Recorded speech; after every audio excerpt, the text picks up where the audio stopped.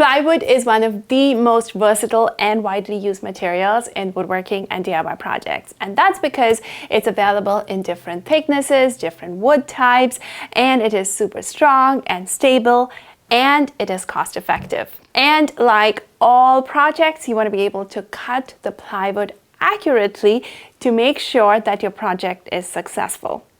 However, the biggest challenge with using plywood is the fact that it comes in large sheets.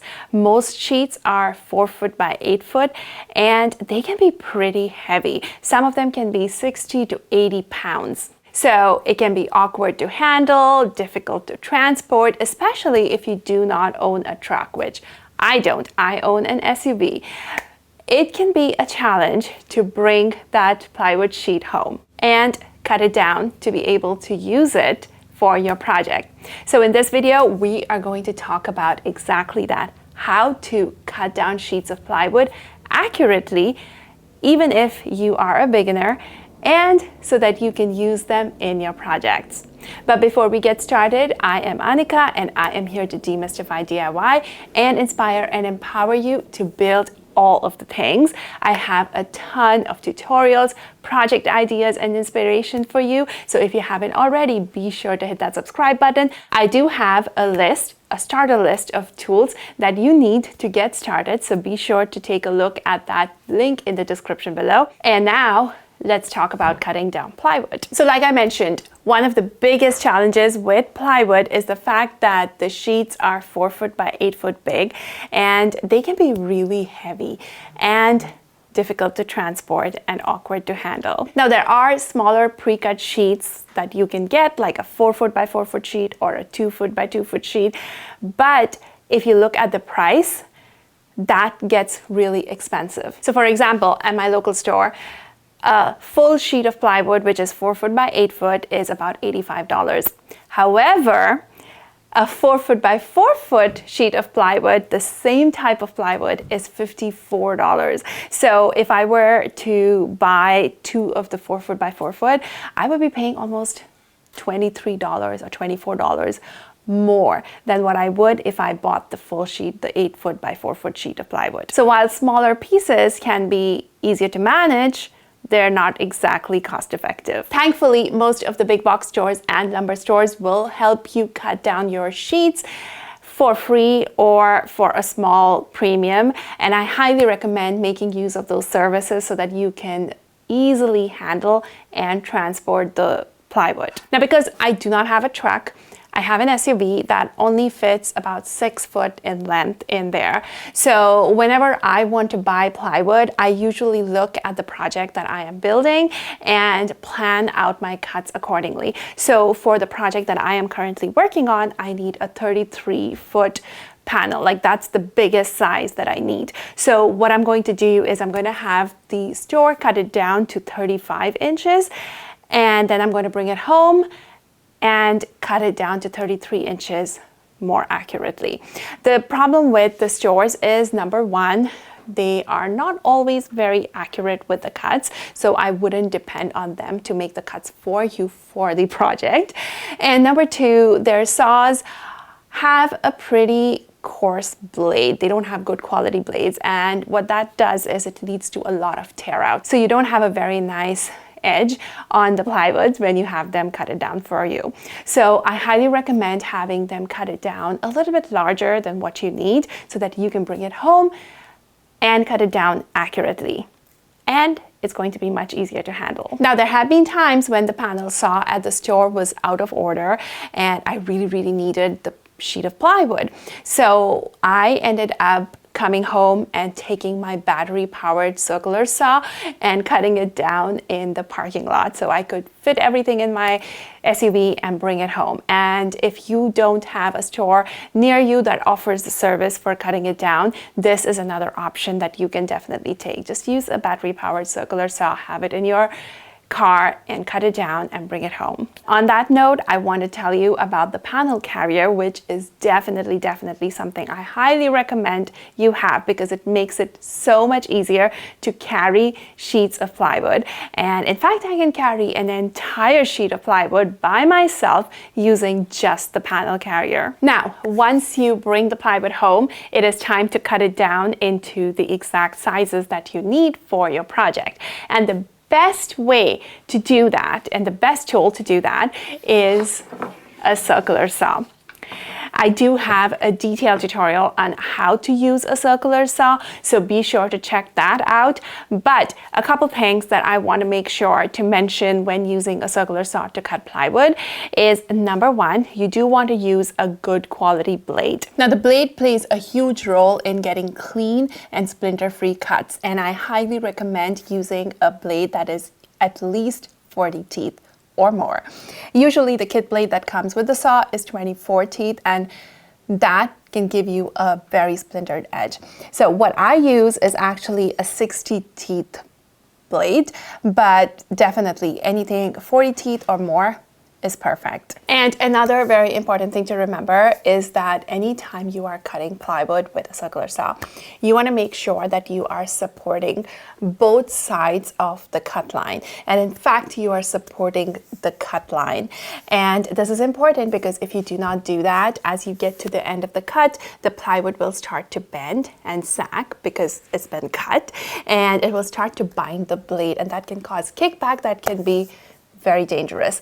Or even if it doesn't cause kickback, as you get to the end of the cut, the plywood will start to sag and the cut will break, splintering and breaking off the plywood before you can actually cut through it. There are a couple of ways you can do that. You could use a 2-inch thick rigid foam to support your entire sheet of plywood. Then you do not have to worry about where you're cutting and if the cut line is supported or not. But if you are like me and you really don't have space to store a huge sheet of insulation, you can cut it down into pieces and store it, but I really do not want to store these big sheets of insulation in my workshop. So what I do is I use 4x4 blocks or 2x2 boards to support my boards as I cut, and I usually have it such that wherever my cut line ends, I do have a support right underneath it. Now, to make the cut, you can most definitely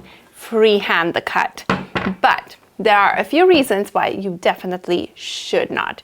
Number one is that it is humanly impossible to make a straight cut freehand. I mean, you can totally try to eyeball it and make the cut.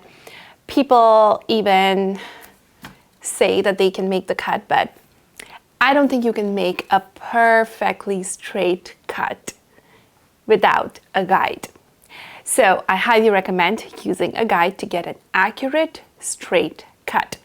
And number two, if you are not making a perfectly straight cut, which is what will happen if you are freehanding it, your blade will start to bind and you will get kickback, which is dangerous. So you most definitely want to use guides to help you make that straight cut. And to be honest, it might take some time to set up the guide, but that cut will be so much quicker and easier, and it will save you time in the long run. So there are a few different options for guides. Now, the first one is obviously a homemade version of a guide where you can use a known straight edge, which can be a long level, or a known straight edge, which is actually the factory edge of plywood. So you can use that and you can align that. Make sure you take into account the offset between the base and the edge of the base plate, and you set it up, make sure it's aligned, and you can make the cut. However, there are some guides that you can buy which I think are absolutely genius and easy to use. And the number one, my absolutely favorite one, is a rip cut guide. So this is the Craig rip cut guide, which is what I use anytime I have to make a cut that is anywhere between 1 inch and 24 inch. And that's the maximum that this goes to. So for anything more than that, you do have to use a straight edge, and I will also tell you about a straight edge guide that you can use. But the rib cut is my go-to. If it is less than 24 inches, I am most definitely using it.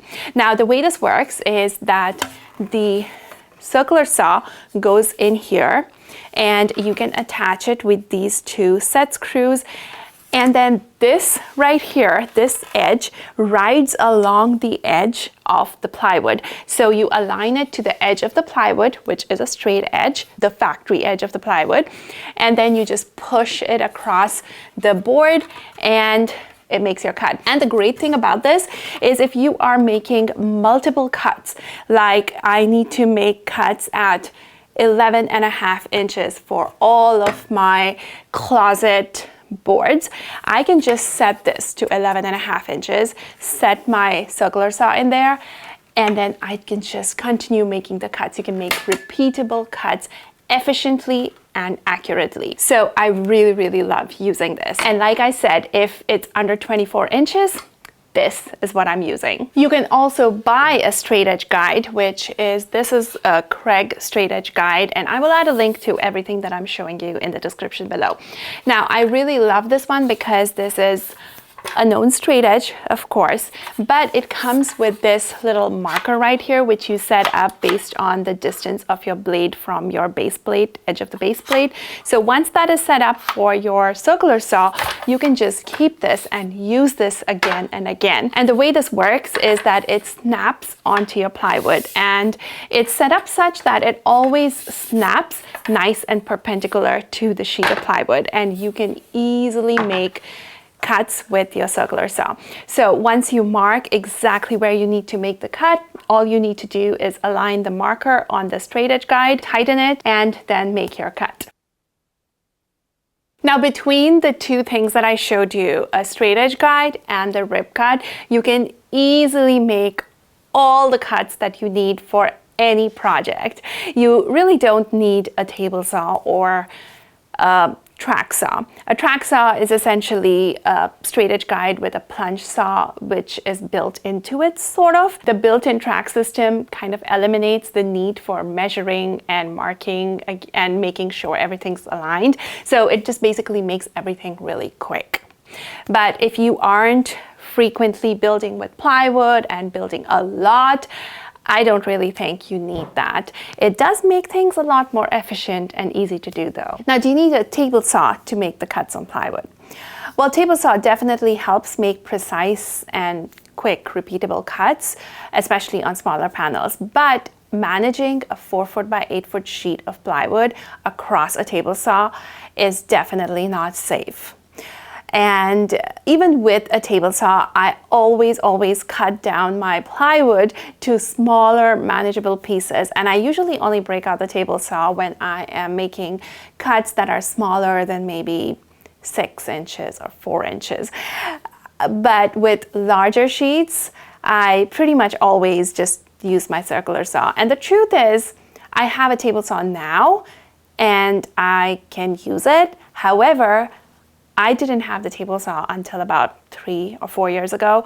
And before then, I have built all types of furniture, custom closets, everything using just a circular saw and my guides. So you don't really need a table saw to be able to cut down your sheets of plywood. Just remember, use the right blade, use the right support, and a guide that helps you make the accurate cut. That is all you need. And that is it, my friends. That's how you use a circular saw and just a couple of guides and cut down your sheets of plywood accurately, easily, and build all of the furniture. And if you want to learn more about how to use a circular saw or other power tools, definitely check out the Power Tools Simplified Guide, and I will add a link to that down in the description as well. Thank you so much for watching, and I will see you next time.